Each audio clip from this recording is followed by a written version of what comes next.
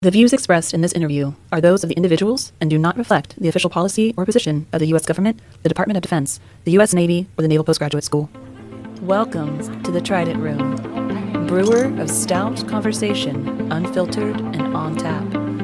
On today's episode, host Colleen Wilmington, Daniel Petersen, and Alanna Youngblood sit down with Captain Heather Quilenderino as Commanding Officer of the Naval Oceanographic Operations Command and discuss her METOC experience and how the U.S. Navy utilizes the NOOC.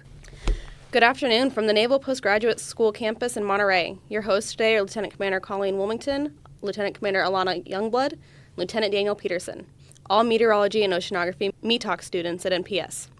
We're honored to have with us today NPS Meteorology and Oceanography graduate, the Commanding Officer of Naval Oceanography Operations Command, NOOC, Captain Heather Quilenderino. Thank you for taking time out of your schedule to discuss the METOC community, your command, and your personal experience throughout your military service. We'd like to spend some time getting to know you and your experience throughout your naval service, and then discuss your leadership and vision of the METOC community in the future. Could you share a bit about your personal and professional background leading up to your current roles and how you got here? Absolutely. Thank you for having me. I started out as a surface warfare officer, graduating from University of South Carolina from the ROTC program, and started off on USS Port Royal out of Hawaii. So I got to attend the long version of SWAS, which was wonderful, and then head out to Hawaii. I always knew that I wanted to work in oceanography, so I came in with the ocean option, and at the end of my first tour, laterally transferred to the oceanography community, and then have had an incredibly diverse career since then, which is one of the things I love about our community and tell a lot of the new officers coming in is don't look at a slide to see what your career is going to look like, because I've never met two METOC officers with the same thing. So I showed up at Fleet Survey Team in Stennis, Mississippi, and was immediately told to go across the street. We're going to start up this new ASW reachback cell. And I had ASW experience from my previous tour. And so I went over there, and at the time we were supporting ASW exercises by bringing people in TAD to stand the watch and then go away. We didn't have any other billets filled. So I stood up the ASW reachback cell, which then eventually became part of Naval Oceanography ASW Center Stennis when we stood up the command in 2006, I think.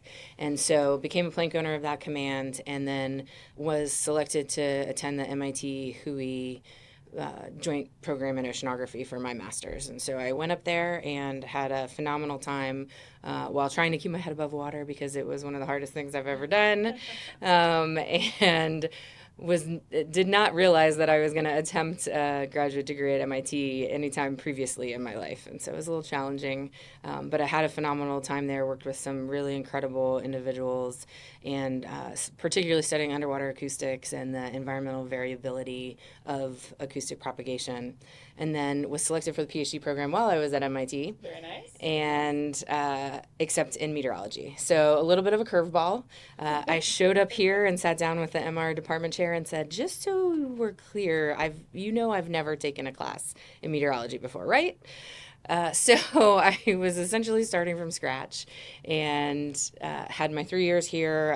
I'd worked in air-sea interaction and boundary layer dynamics. So it was the perfect kind of meshing of my new meteorology knowledge and my history of oceanography and acoustics. Out of curiosity, who was your advisor? Ching Wang. Yeah. So, which was amazing. She was incredibly supportive, both within my academic studies here at NPS, and then also just by the benefit of being a student here. I got to participate in several different research projects and be out in the field working with the hurricane hunters, both the Air Force C-130 hurricane hunters, the 53rd Weather Squadron, as well as one of the NOAA P3s in our Madden Julian Oscillation research project out of Diego Garcia. I'm only jealous. I'm only jealous. It really was an excellent opportunity, and I got to participate in a couple as well when I was at the MIT Hui program. So lots of research time in the field, which was incredible. Something that I think not that many Navy people get a chance to do, and more METOC folks should take advantage of while they're here. I know a lot of people do. And so then from here, I went and I was the first staff METOC officer for Naval Special Warfare Group 10.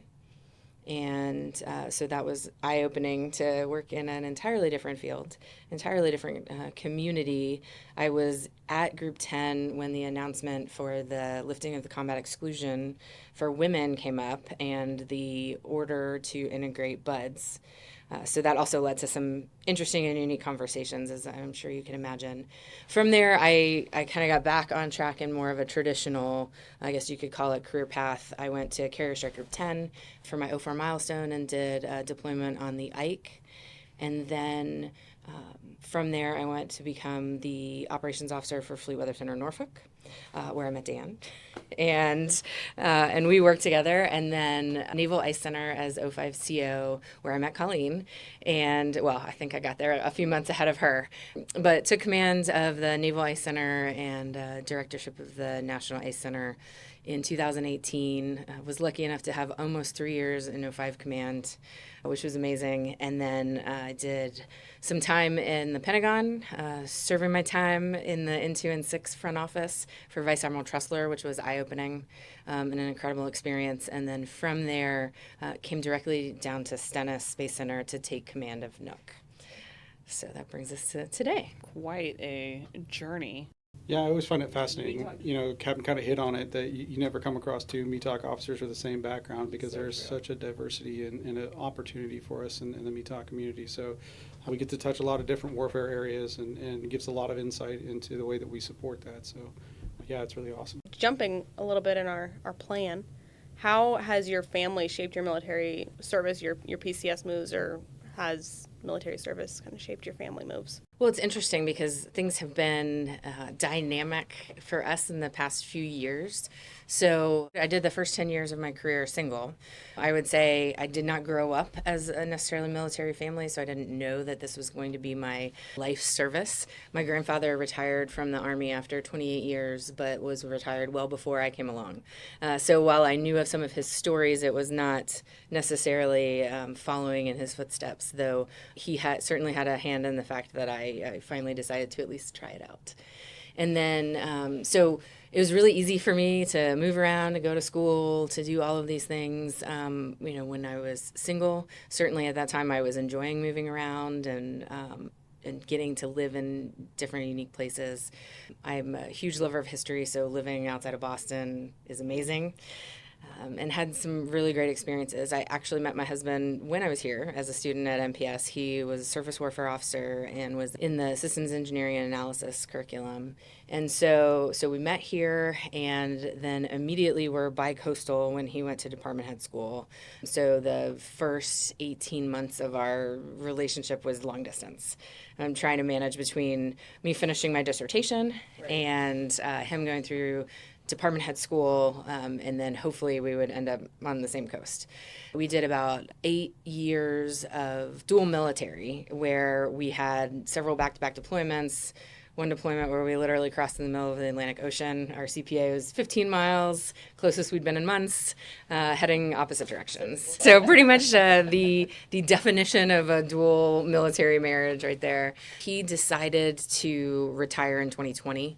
And so since then, I've sort of seen how the other, I won't say the other half lives, but while I thought I was empathetic to folks who have civilian spouses that get ripped out of their careers and have to restart and things like that, I certainly found the challenges to be much different than when I was dual military, where we're working with the detailers and trying to get colo. And, sometimes we succeeded at colo, but our deployment schedules weren't supportive. And then as a civilian, we had been in D.C. for about 4 years. He retired from the Navy. He started his second career. He was about 18 months in and absolutely crushing it. And I said, oh, by the way, I just found out we're leaving in 3 months when I had orders to stay. So I, kind of my understanding and empathy, I think, has grown. I have been extremely beneficial, though, in finding a spouse who, after his decision to retire, is incredibly supportive of picking up and going wherever the Navy needs to send me. And, we had an inkling that I was going to get pulled off the bench for Major Command. And on that car ride home, he said, whatever they offer you, take it, we'll figure it out. And so from a family perspective, I feel incredibly fortunate that I have someone who is so 100% supportive in my corner, willing to sacrifice, to move around with me. And while we don't have children, we're still feeling the slog of moving every 2 to 3 years or 4, depending on how lucky you are at getting some back-to-back tours. So I know that that's something that a lot of people think about, especially those with young children, and they're looking at ahead and where are the kids going to be. And, we don't maybe have the same focus, but we're still thinking about that too. And, we're ready to settle down and put down roots and stop picking a new house every 2 years and things like that. So we have some of those same kind of personal issues that we go through. And we've thought about it, even at this point too. But at this point in the career, he and I have talked about what our end state goals may be. And, he's all in. And even, Admiral Perret has sat down with me and said, have you talked to Johnny about what your goals are, because this is a two person or more, right? Your whole family has to be behind your career. And I said, yes, sir, he's all in. We know we have a plan for however long the Navy would like me to serve.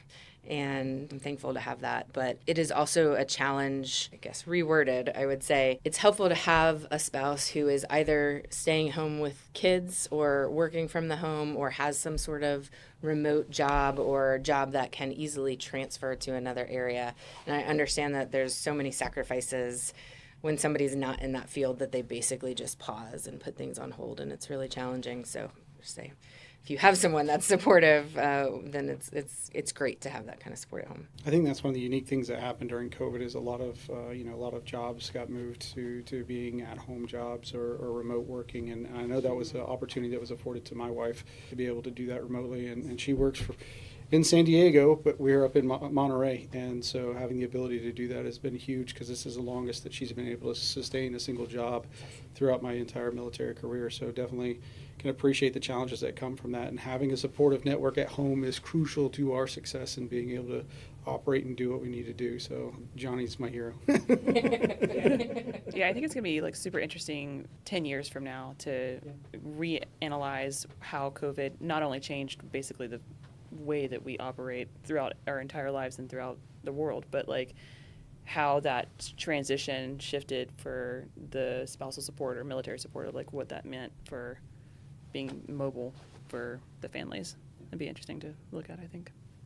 I also think one of the biggest things that Congress has done to support that is as we've put things into place to help increase the ability for license transfers across state lines, and then the reimbursement when they do have to do some sort of relicensure exam or certification. I think those are big steps to helping support it. And some of my JOs who have recently gotten married or are looking at that, they didn't really see that part of it yet. And so being able to share that with them, and these are ways that you can help support your spouse because of the things that have been put in place. That's a really great reminder and point. Yeah, I think that's one of the things that's kind of the untold story in this. When I first joined the military, my wife had to move her college from University of North Florida to Old Dominion, and the military paid for her degree at the end of the day because of that move. And so, we walked away both with education without having to pay for it, which is huge because, a lot of people today are trying to tackle that student debt problem set. So the military provides a lot of different opportunities out there for both military members and spouses. Ma'am, in your diverse roles that you've gone over, have there been any situations or challenges that have broadened your perspective on METOC? Broadened my perspective on METOC. In what way? Difficult situations or different weather phenomenon, or you mentioned Integration of other services. Integration of other services. You mentioned some empathy and emotional leadership. So I would say, because it's certainly a broad question, which is why I kind of asked you to narrow it down, because if we're talking from, a science and technology standpoint, I think being at sea as a METOC is one of the absolute best things that we can do.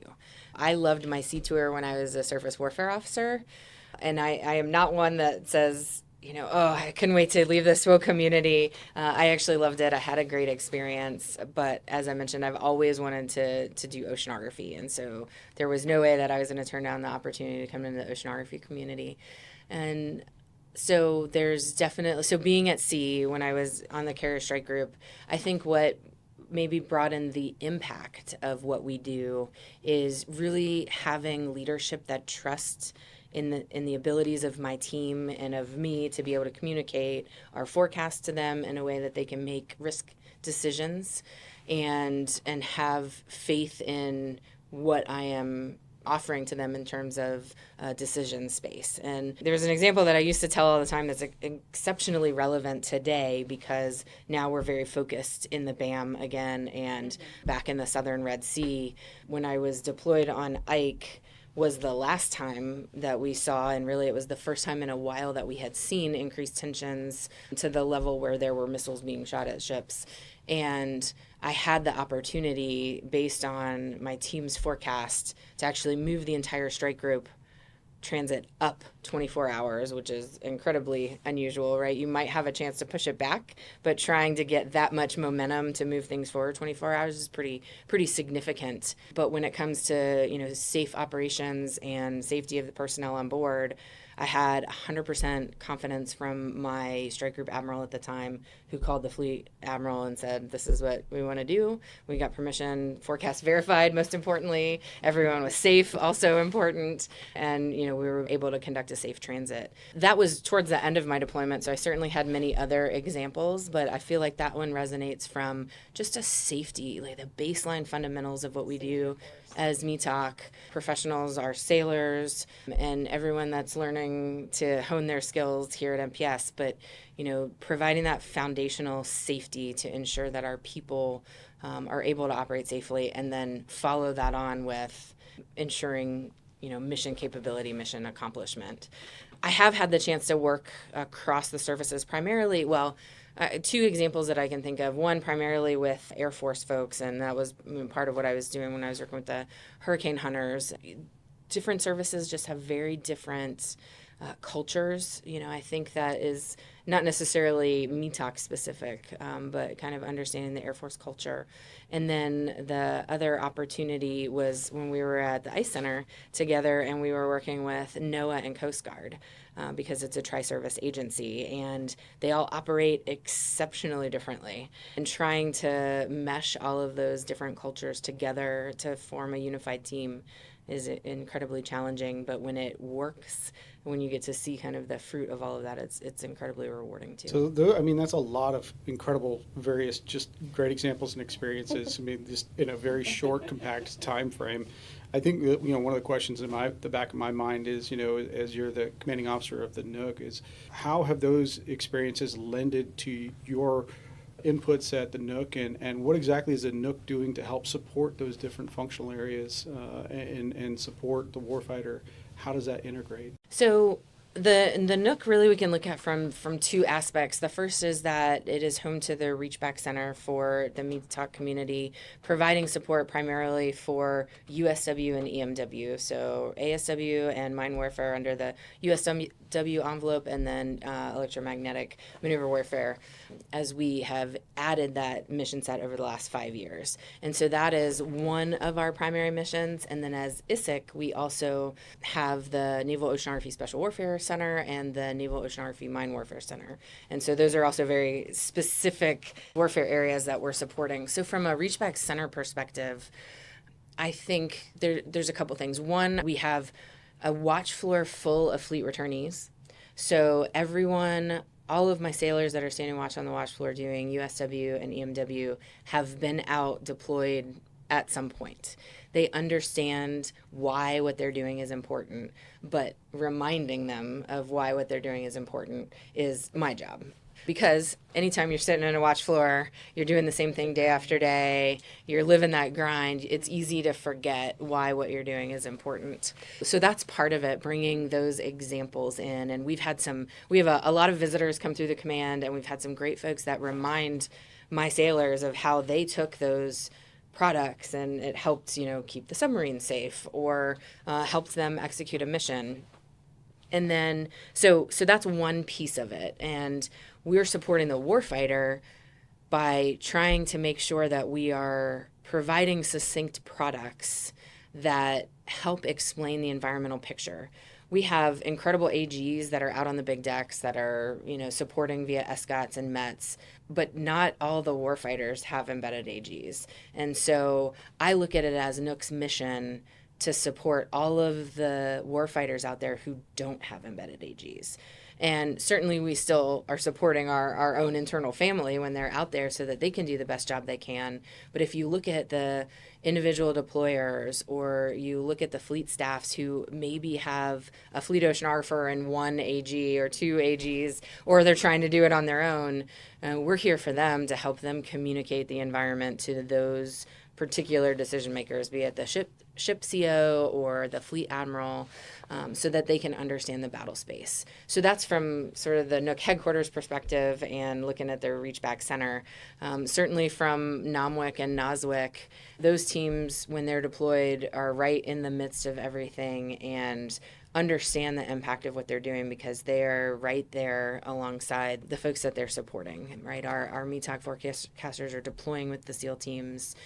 They're right there embedded and living the same forecast every day along with the teams. And then our NOMWIC folks in NOMWIC has recently expanded its mission set from mine warfare, maritime homeland defense, to include littoral hydrographic survey. So with the sunsetting of Fleet Survey Team, NOMWIC has assumed quite a bit of that mission from the command. And so they're really honing their skills in hydrography and seabed sensing so that they can provide that across the globe wherever it's needed. I think those are great points. Standing as a person who sat out on watch floor, I think one of the things people may not fully appreciate is the feedback. When you're out operationally deployed with the decision makers, feedback's instantaneous, both positive and negative. Well, mostly negative, but occasionally you get positive feedback. So it's easy in those watch floor situations to kind of lose focus in the sense of what you're doing is important because you don't have that registered feedback on a regular basis. And then flipping hats and being on the other side as a staff oceanographer, alone and unafraid with no support, it's just me. Knowing that I had that team back at the NOOC that I could depend on, that I could reach back to for just about any question under the sun, and having that support system was hugely beneficial in enabling me to be able to get the work done I needed to do because I'm only one person. There's only 24 hours a day and I'm pulled 8 different directions. So having that reach back capability and knowing that support was there, it's hugely enabling to the force. So I can speak to both ends of understanding that dynamic. It's very awesome.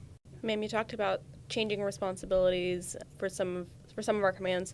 Are there some emerging technologies or trends that you think will positively impact the NOOC's future that you could let us in on? Sure. So it's interesting that we talk about technology and innovation so much. And, it's certainly something that I think is exceptionally important, especially as scientists, as a very science-driven community. We always want to be on the cutting edge and take advantage of that technology. But before I answer that question, from the NOOC perspective, I think it's important that when we're developing things to support the warfighter, we also have to be prepared to support the warfighter when we can't talk to them. What does that mean? There's only so much incredible technology that we can use if we can't send it forward. And so while I don't ever want to stifle that inquisitive, innovative edge, I also constantly remind my team, how is this going to work in a comms denied environment? How are we going to look at the future and be able to operate from both places, from our wide open internet, being able to use the cloud. So, that's probably the first one. Everybody's talking about the cloud, enabling cloud services, enabling easy data transfer. But what happens when that goes away and everything that we have is in the cloud? All of our, processes are established. And so that is one piece of it. But I've really pushed my folks. I will tell you that we've been waiting for the cloud to come online within Navy channels. And I've said, we can't wait anymore. Let's build things that can be transitioned to the cloud. So instead of waiting for the cloud so that we can develop the software in the cloud, we can't do that because now we're just sitting and kind of twiddling our thumbs. So let's build it, but build the back end such that it's easier to transition to the cloud. So certainly, you hear the other buzzword, AI, ML, we talk about that all the time, but what does that really mean? Is it different than automation? I mean, yes, fundamentally it's different than automation, but what is it about the machine learning piece what can that bring to the NOOC beyond just, I really need automation, because there's a lot of things that my sailors are doing that they do not need to be spending their time on. They need to spend their capital, their human capital, and their powerful brainwaves on things that I can't teach a machine to do. Why we have a forecaster in the loop, why we have a human in the loop. But there are certainly things when we're looking at larger area, and when I say forecast, I'm thinking more from like a tactical decision aid perspective. If we're looking at the EM environment, I can use AI/ML to provide that large area map and then narrow down to an area that has a specific focus for a particular mission. So I think there's some work to be done in that. Obviously, I'm sure you are familiar with it, Dan. There's a lot of work going on as we look at the ionosphere and how are we sensing upper atmospheric conditions. We don't have a good way to do that right now. So it's one of the challenges that we've been discussing really since we went away from the balloon program, and had a really funny, my former boss had sent me pictures of him launching a balloon in Antarctica recently, and he's like, look, I'm trying to get my METOC qual. So and that was one of the cruise lines doing that on behalf of NOAA, was releasing balloons in Antarctica, which is pretty cool. They do it on every cruise. But I think, so we talked about the cloud, we talked about AI/ML, those are certainly kind of the buzzwords.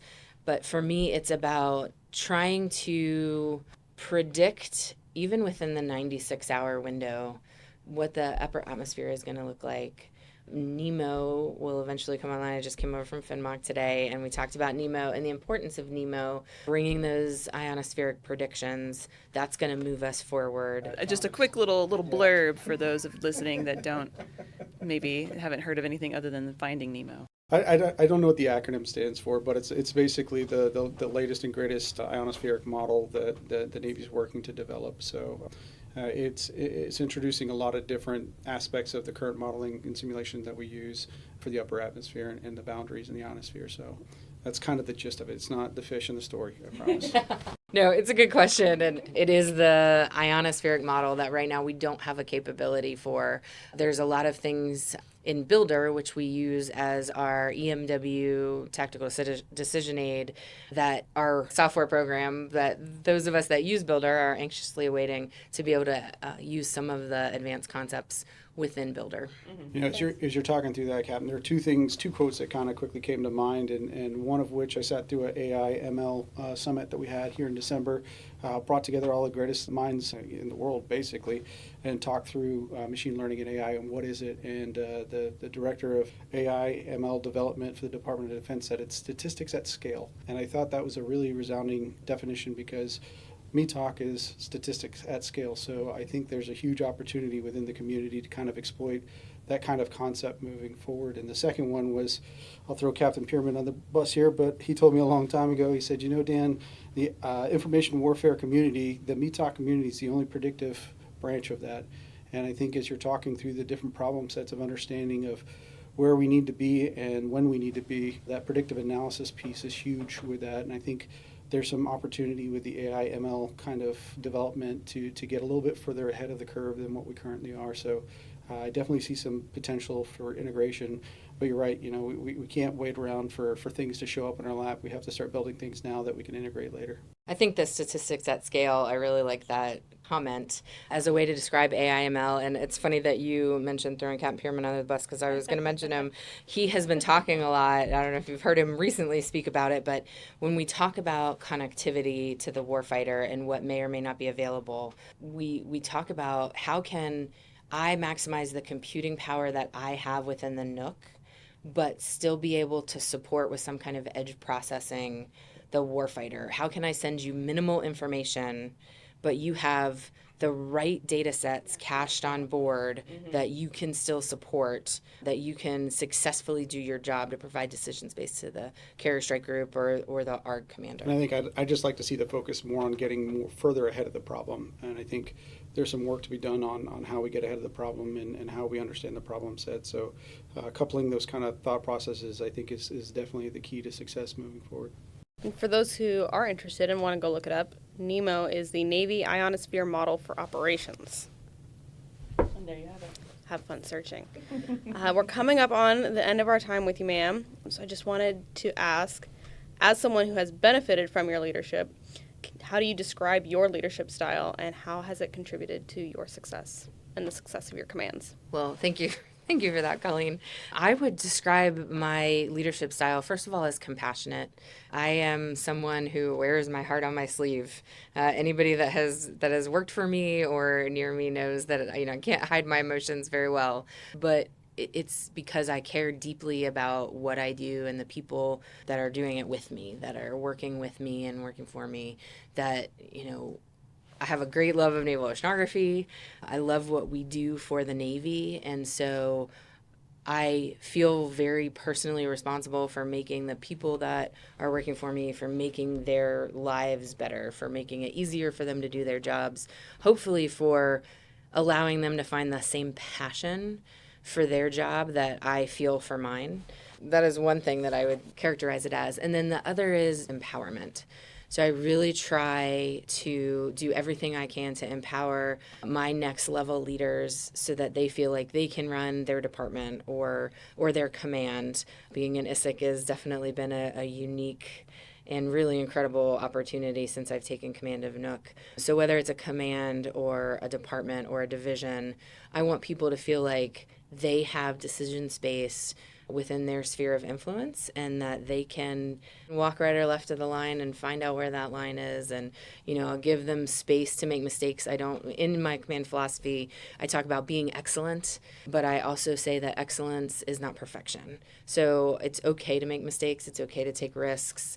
That's how we get better. And so that's the other piece that I really, I try to make sure that I'm empowering people to take their own ownership of their sphere of influence. And that way they learn their own leadership lessons. They can come to me and ask questions, or, when they find that they've worked themselves into a challenging spot. But so often I find that people just amaze me. They might do it differently than I do, but that doesn't mean it's wrong or right. They can have their own way of learning how to lead. And going full circle from that compassion and empowerment back to your experience in the BAM and the faith that you had in your forecasters. We talk about how METOC, it starts with us, but that's not necessarily just the product. It's the people behind the product and their passion for what they do.